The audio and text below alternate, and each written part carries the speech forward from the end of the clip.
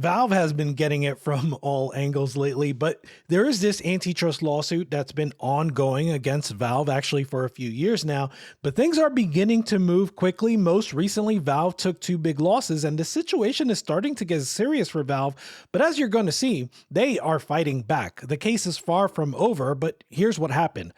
First, the court decided that the plaintiffs, that is, those that are bringing the suit to Valve, can proceed with a class action lawsuit. That gives plaintiffs a ton of leverage and a ton of bargaining power.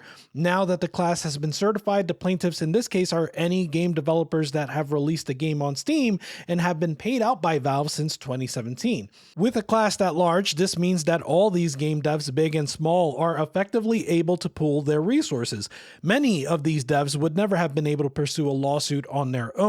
But so what if they're able to pool their resources? What does that actually mean? Well, for example, that'll make it easier to pay pricey legal fees. Obviously, this would include the actual lawyers, but one underappreciated aspect of this is expert witness testimony. That is going to cost them a ton of money too. Folks, the cold weather is kicking in, and I gotta say, I am not a fan of what the dry air does to my skin, so I'm happy to tell you about today's sponsor, Dreo, and their new smart humidifier. Dry air affects my skin, throat, and even nasal passages, but this Dreo humidifier provides instant relief for dryness with ultra-fine mist technology. Now, most humidifiers have a lower misting rate of 1.7 megahertz, but the Dreo has a rate of 2.4, which means smaller droplets and a finer mist. That means that it spreads more evenly and reaches further distances. But it's not just powerful, it's also smart. With automatic humidity control, you can easily set and maintain your desired humidity between 30% and 90%, and with accuracy that is twice as precise as conventional humidifiers. Thankfully, the smart connectivity takes your convenience to the next level because you can control the humidifier with the Dreo app, Google Home, or even Amazon Alexa. The soothing RGB lighting customizes your space, and speaking of soothing, it has whisper quiet operation at no more than 28 decibels. The top fill design and visible water level make maintenance a breeze, and a clean mist cartridge prevents particle buildup, while the demineralization cartridge captures minerals to prevent dust formation. Together, all of these features mean that the Dreo humidifier has helped promote my health and well-being by relieving dry skin and nasal congestion, so be sure to check it out using my links in the description. Thank you to Dreo for sponsoring this video. A few months ago, the plaintiffs submitted expert testimony provided by a firm called Intensity, now called Secretariat.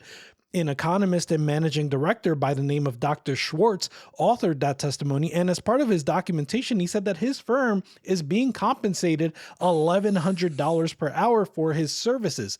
Mind you, this is a nearly 300-page document, not to mention the appendices and the research that went into this, so it's safe to say that this testimony was not cheap. Of course, Dr. Schwartz also states that the compensation is not dependent on either his conclusions, the substance of his testimony, or the outcome of this matter.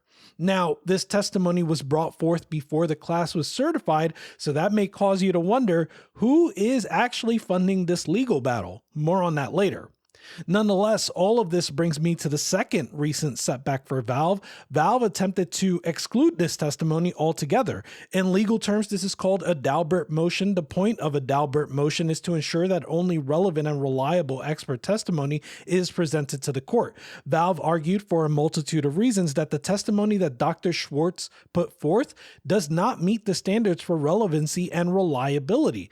You see, one of the most important parts of this lawsuit is that the plaintiffs are alleging that Valve is attempting to ensure game developers do not price their game for lower or provide more content for their game to PC platforms outside of Steam. One of the reasons that Valve tried to exclude Dr. Schwartz's testimony is because Valve contends that there is insufficient evidence for this claim. Or put differently, as the judge summarized Valve's contention, Dr. Schwartz relies on unreasonable references and assumptions not supported by common proof. At this point, it's important to address Steam keys. A game developer can generate Steam keys for free and sell them on other platforms like Humble, Green Man Gaming, and Fanatical. This means that a game developer can forego Valve's 30% cut in favor of something lower on other platforms while still leveraging Valve's own resources like cloud saves, achievements, Steam communities, and all the server costs associated with all of that. Naturally, this is not something that Valve does altruistically. Valve rightfully finds this trade-off to be worthwhile, valuable, and indeed profitable to Valve. Anyone who buys a Steam key becomes further entrenched into Valve's ecosystem, even if they never spend a dime on Steam itself. Every person that enters the ecosystem provides greater visibility to the platform itself by way of Steam reviews, including the award system, the point shop, and all the metrics by which we track success for PC gaming, like concurrent users. And statistically speaking, the person is likely to spend more on Steam as they get further entrenched. It could be as small as microtransactions and transacting on the Steam marketplace, or it could go as far as buying Steam hardware like the Steam Deck. As for the parity clauses that Valve is alleged to be enacting and enforcing, the plaintiffs claim that Valve does this for both instances where a store is selling Steam keys and even when they're selling a game on a platform that has nothing to do with Steam keys.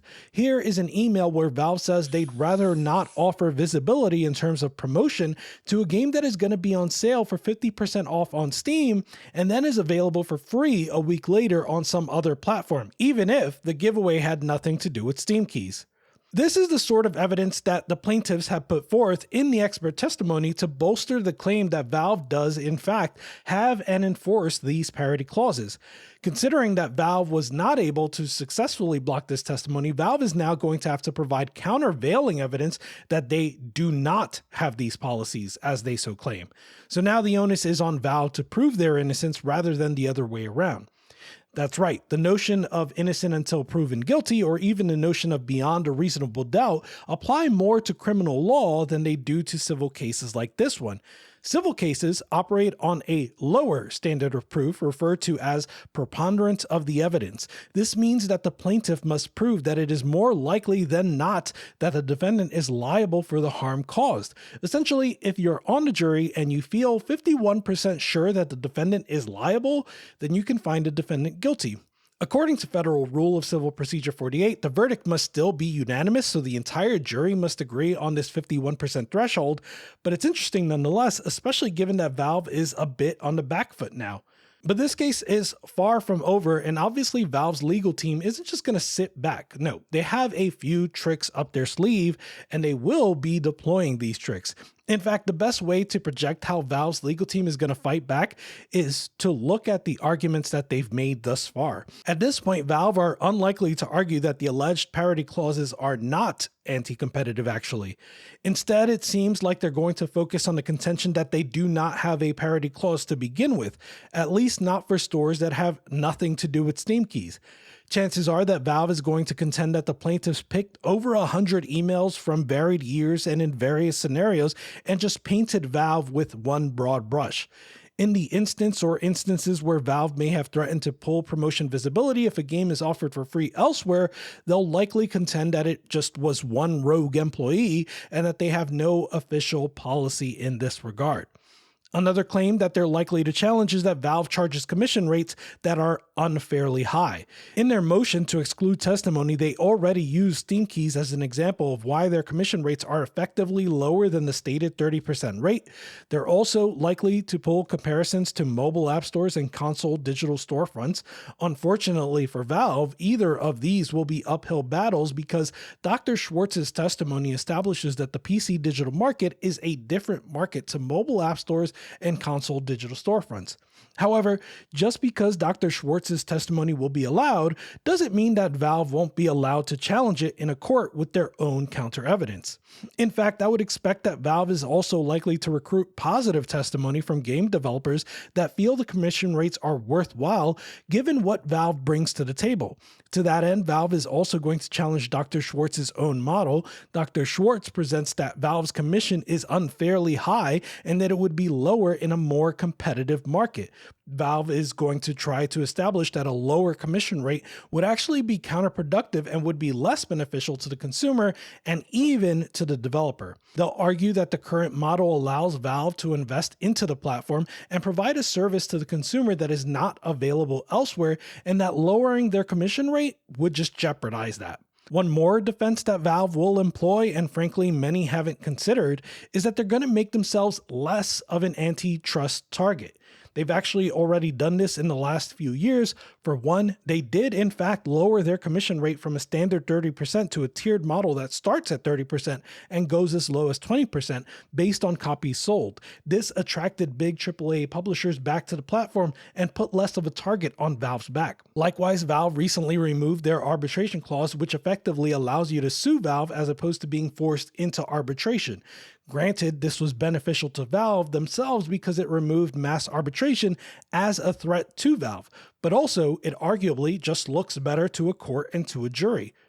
And one of the biggest ways that Valve is likely to take the target off their back is an interesting one: spend more money.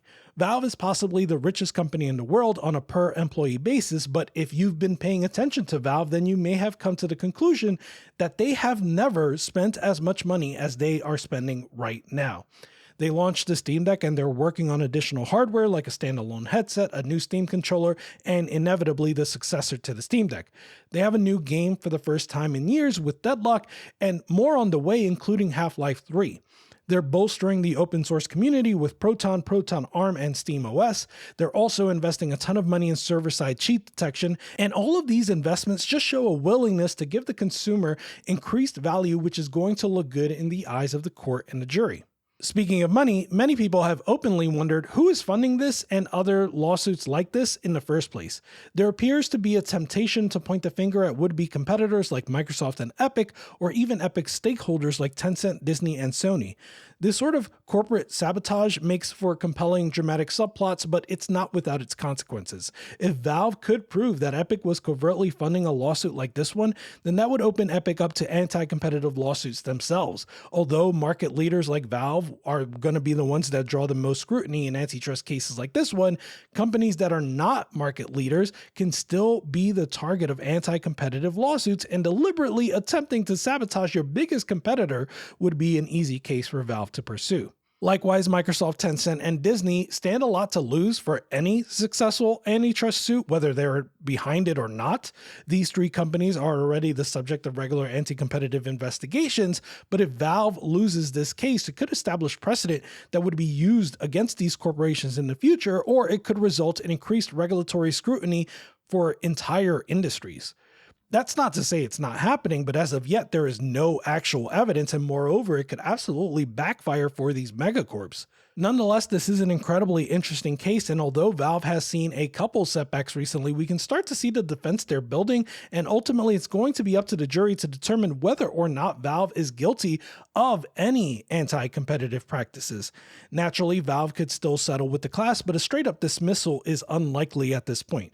Valve filed a motion to dismiss in the past, and that failed. So at this point, it seems clear that the court believes the plaintiff's claims have merit and that the case should proceed.